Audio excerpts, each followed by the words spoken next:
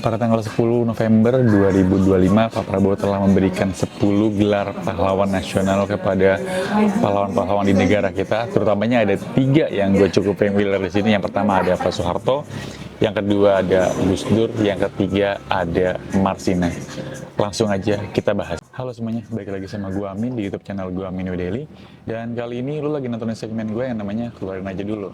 Yaitu segmen di mana gue bakal monolog dan gue bakal ngebahas isu-isu atau hal-hal yang lagi rame dan berkembang di internet maupun di masyarakat. Hal ini merupakan opini gue pribadi, pendapat gue pribadi, hal-hal yang gue rasakan pengen gue keluarin aja dulu.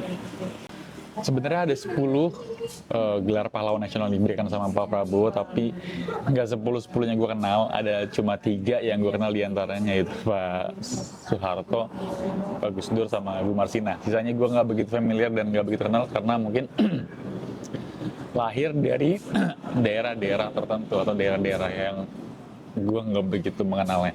Jadi gue pengen bahas 3 ini, apakah mereka layak mendapatkan gelar pahlawan nasional yang diberikan oleh Pak Prabowo. Kita mulai dari Pak Soeharto. Mungkin gue nggak begitu mengenal Pak Soeharto karena gue pun lahir tahun 98, gue mendengar cerita-ceritanya, gue mendengar kisah-kisahnya, gue tahu sejarahnya gimana, tapi gue nggak menghadapi langsung gimana hidup di eranya Pak Prabowo.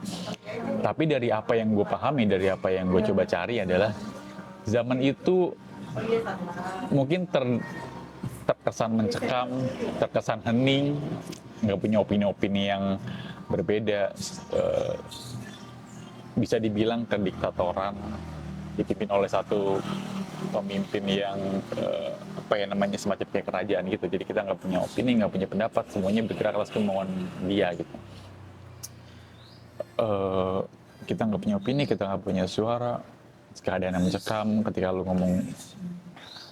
ketika ada yang berbau-bau kiri atau berbau-bau PKI akan langsung digerebek, akan langsung diringkus gitu kan. Jadi kayaknya kesannya mencekam. Itu kejadian 98 juga buntut dari pemerintahannya Pak Soeharto pada zaman itu, yang bikin krisis ekonomi, terus akhirnya penjarahan di mana-mana, kerusuhan di mana-mana. Akhirnya muncullah reformasi. Dari Orde Lama ke Orde Baru muncullah reformasi. Yang mana kalau kita ngelihat dari itunya aja, kayaknya mah kita ngelihat besar kemungkinan Pak Prabowo adalah pelaku gitu, karena kan beliau adalah pemimpin tertingginya kan. Beliau adalah pelaku, beliau adalah sosok yang bertanggung jawab atas kejadian semua ini pada tahun 98 gitu.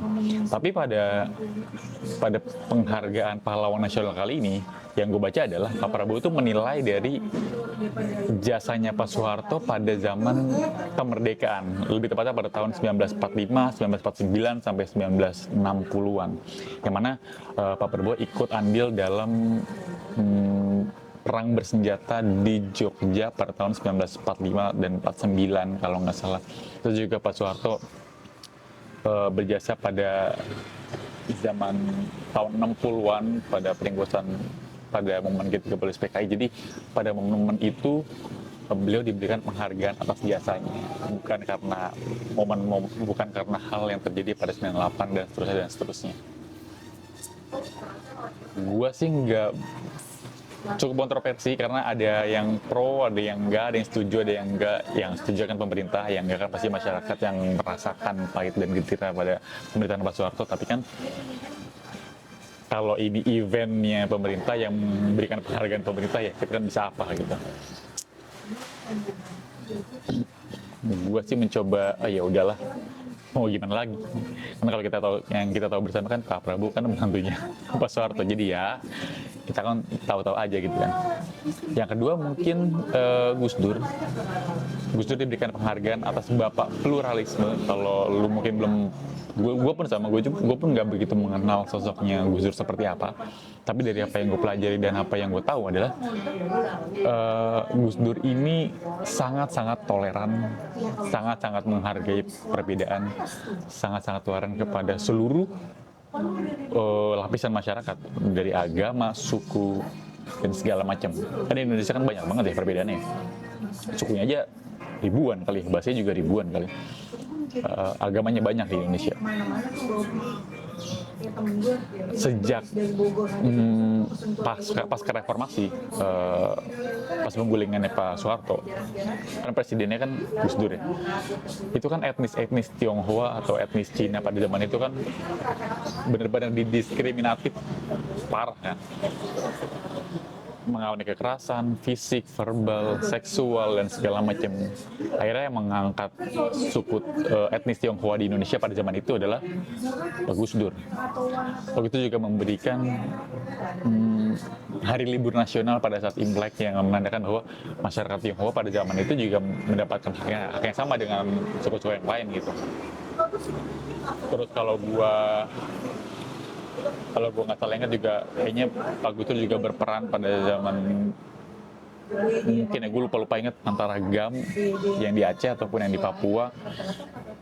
Kan mereka pengen separatis ya, mereka pengen pisah. Akhirnya dengan dialog dengan Gus Dur akhirnya mereka nggak jadi pisah, tetap ada gerakan-gerakannya, tapi mereka tetap Indonesia, berarti gitu loh.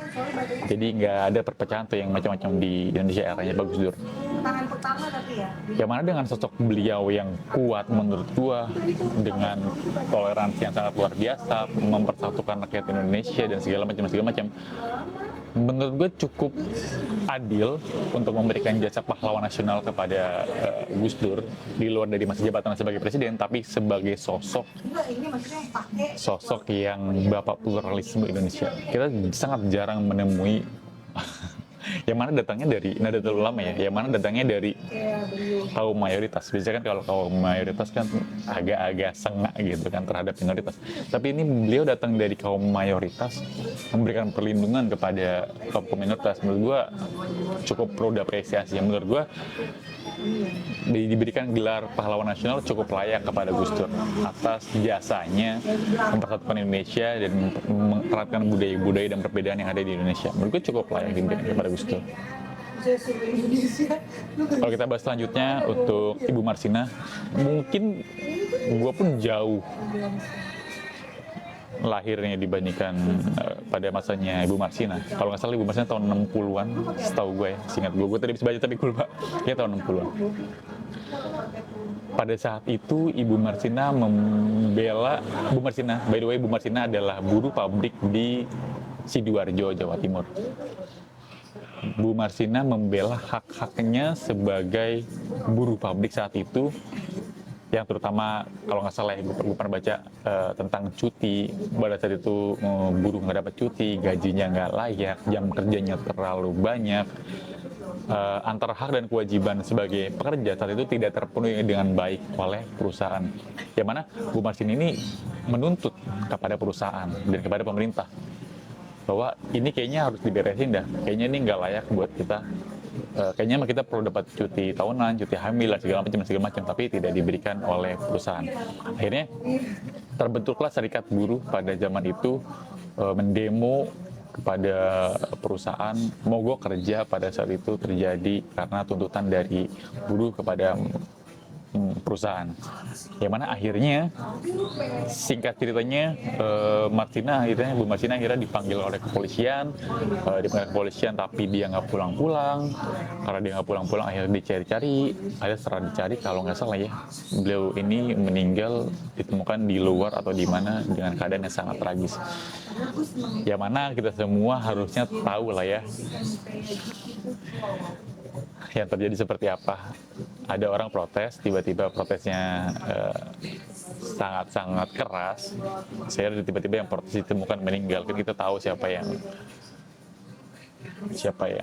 menjadi dalangnya, siapa pelakunya kan seharusnya. Tapi ya menurut gue cukup, kalau dilihat dari perjuangannya pada saat itu, yang dimana dulu kan nggak ada sosmed, kalau kita kan ngoceh di sosmed aja, mungkin kita tag orangnya, kita tag HRD-nya, kita tag Kemenaker, akhirnya mereka nggak respon kan. Kalau dulu kan enggak gitu, harus pick up, harus ngomong langsung, belum tentu didengar, tapi harus menyuarakan pendapat terus.